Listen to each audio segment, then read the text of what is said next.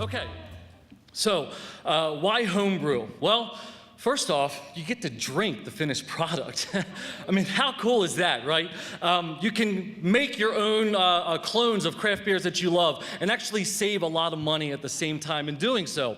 So let's kind of get into what it is about making beer, okay? So the Reinheitsgebot of 1516 is the German purity law. Germans said 4 ingredients are the basis of beer: water, grain, hops, and yeast.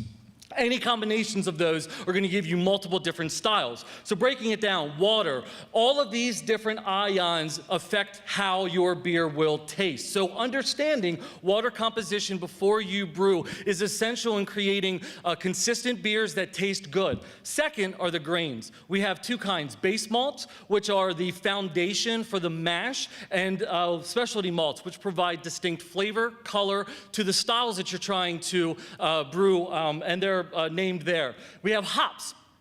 Lots of different hop varieties all over the world. Hops, 2 parts of hops are the alpha and the beta acids. They give bittering and flavor and aroma, are used throughout the boil at the same time. Yeast, we have 2 kinds: top fermenting or ale yeast, bottom fermenting or lager yeast. Fermentation is where the yeast converts sugars into CO2 and alcohol, and they also actually produce certain flavors for styles. So, how to get started? Well, I started with a Mr. Beer kit. That right there is the Mr. Beer kit. Makes 2 gallons of beer. That wasn't enough, so I wanted 5 gallons. So I went on to the extract kit and making 5 gallons at a time, but that wasn't enough. So then I got into all grain brewing, where now I'm in control of all the grains, the entire brewing process, and as Tracy said, I'm up to 5 to 15 gallons of beer at a single time. That's fantastic. I love it, right? So when you do get to that level, you've basically converted your garage into a brewery, all right? So you've got, just like any brewery, you've got the hot liquor tank, the mash tun, you've got the boil kettle. You even have your own draft system sitting in the garage. So anytime you want your own home brew, you can grab it right there. This is my buddy's system. I'm just gonna call him the Don of brewing, okay? This is fully automated. We've got laptops controlling pumps that are controlling all of the heat temperatures, firing the boil kettle to achieve maximum optimization for the beer produced at a single time. So how do we make the beer? Okay, it starts with the wort, which is the sugary soup, if you will, from the grains in which we add hops to during certain additions based on the recipe.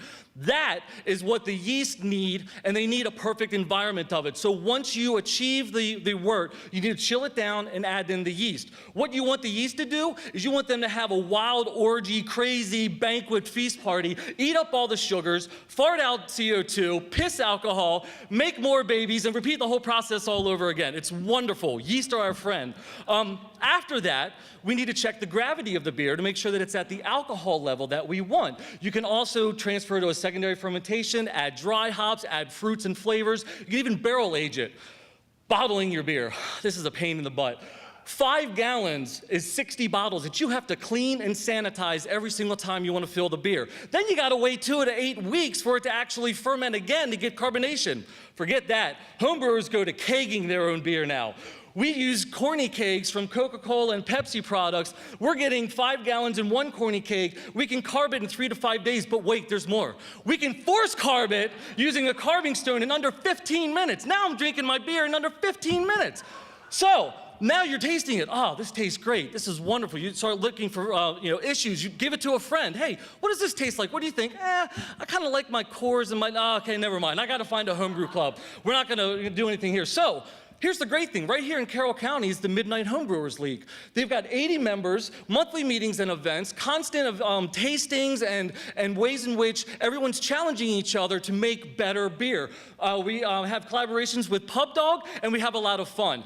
Once you make better beer, now you want a real judge to start to give you critique. So now the beer judging certification program is going to give you critiques based out of 50 points, which is perfect, on all of these different things based on the style of beer that you've created. Then you can join the American Homebrewers Association. I was at the National Homebrewers Conference. These are my pictures here. There were 3,000 homebrewers that brought 2,000 corny kegs for 10,000 gallons of beer, or about 3.5 gallons per person. It's a lot of beer, okay? Sometimes you run out of beer. Sometimes you're a little drunk and a little crazy.